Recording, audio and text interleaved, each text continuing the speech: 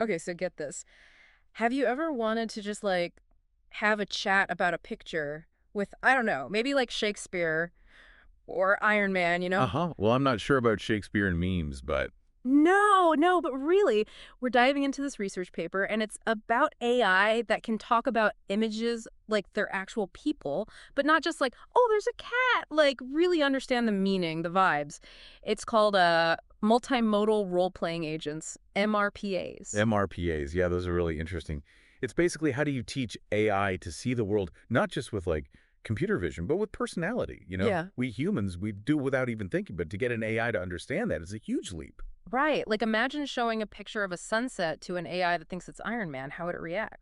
Exactly. And the really cool thing is, these researchers, they didn't just build these MRPAs, they actually figure out a way to test them to see how well they can embody these different personas. Oh, wow. So they actually built a system to judge how well an AI can play pretend. That's wild. Yeah, they call it MMRole catchy, And right? then rule. I like it. It has a nice ring to it. So how does it work? So MMRole has two main parts. First, you've got MMRole-Data, which is kind of like the AI's training ground. The training ground. So like it's where the AI learns about all these different characters and images. Yeah, exactly. Think about it. They used a data set of over 85 different characters, over 11,000 images, almost 14,500 dialogues. They had everything in there from like Harry Potter to even figures from ancient Greece. Can you believe that? Whoa. Okay. So they weren't messing around. That's a lot of personalities for the AI to learn. It is. And it's not just about recognizing a famous face.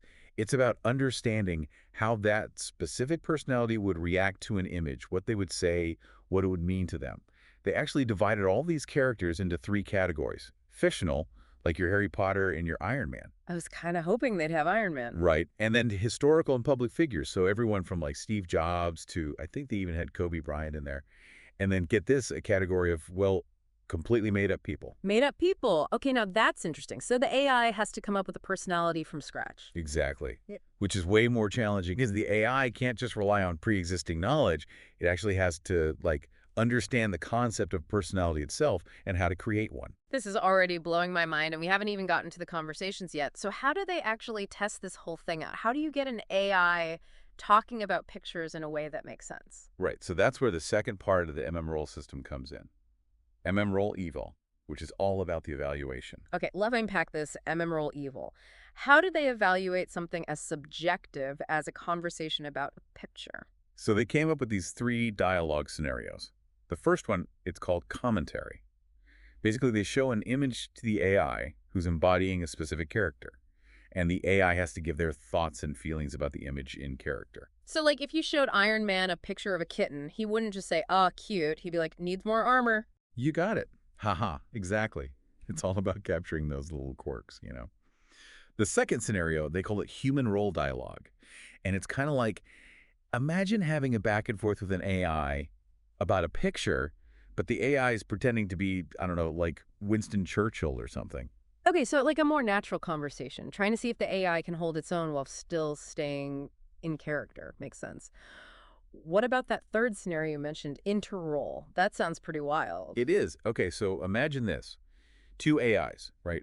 Each one's playing different character from the same fictional world, Hmm. and they're having a conversation about a picture that's relevant to their shared universe. Well, hold on. So, like, Harry Potter and Ron Weasley arguing about a Quidditch play just by looking at a still image. Exactly. It's like they're creating a whole world of AI where they can interact with each other, each with their own, like, opinions and biases. That's some next level stuff. But um, how do they even begin to judge something like that? It seems so, I don't know, subjective. That's what I was wondering. Like, how do you give an AI a grade on personality? Well, that's the really clever part. They didn't just leave it up to chance. They actually came up with a specific set of metrics to evaluate the AI's performance. 8, to be exact. Hey, okay, break it down for me. How do you judge an AI on being in character? Okay, so first they looked at the basics, like does the AI actually understand the task? Are they speaking clearly and coherently? Are they actually talking about the image and not going off on some random tangent? Right, right. Got to make sure they're paying attention. Uh-huh, exactly. But then it gets really interesting because they also had to assess the role-playing itself. They looked at stuff like personality consistency. So, does the AI actually sound like the character it's supposed to be? Ooh, that's a good one. It's easy to spot a fake Shakespeare. Right. And then knowledge consistency. So like if the AI is pretending to be a historical figure, are they staying true to what we know about that person? And tone consistency too, which is all about capturing the character's unique way of speaking. Wow, so they really thought of everything. But I mean, why go through all this trouble? What's the big takeaway here? Well, it's about more than just building a cool chatbot, right? It's about teaching AI to see the world like we do, with all its nuances and complexities.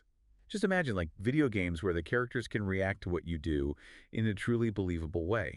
Or what about like educational tools where you could have a conversation with, I don't know, Albert Einstein about physics? Right. It's about making technology more human, more engaging. And it goes beyond just entertainment and education. Think about the potential for fields like therapy or counseling, where an AI could provide personalized support based on, subtle emotional cues. Okay, now things are getting really interesting. We're talking about AI that doesn't just see a picture, it feels it. That's next level. Yeah. It's like we're teaching AI to be empathetic, to really get what we're seeing and feeling. Wild. But it really blows my mind. Imagine what this tech could do for accessibility. Like, could it help people who are visually impaired experience images in a whole new way? Exactly. That's one of the most exciting things about this. If AI can see and understand like we do, it could be revolutionary for accessibility. Imagine an AI describing a photo to someone who can't see it. Not just like, oh, there's a tree and a dog, but capturing the whole, I don't know, the feeling of the picture. Giving a voice to the image, that's amazing. Making it real for everyone, no matter what. And it's not just about describing, right? Think about helping people navigate the world with like real-time audio cues based on what the AI is seeing. That could change lives, seriously. It's not just about making tech cooler, it's about making the world a better, more inclusive place. Couldn't agree more. That's what makes this research so powerful. It's not just a cool trick. It's showing us that AI can help us connect with each other and the world in ways we never thought possible.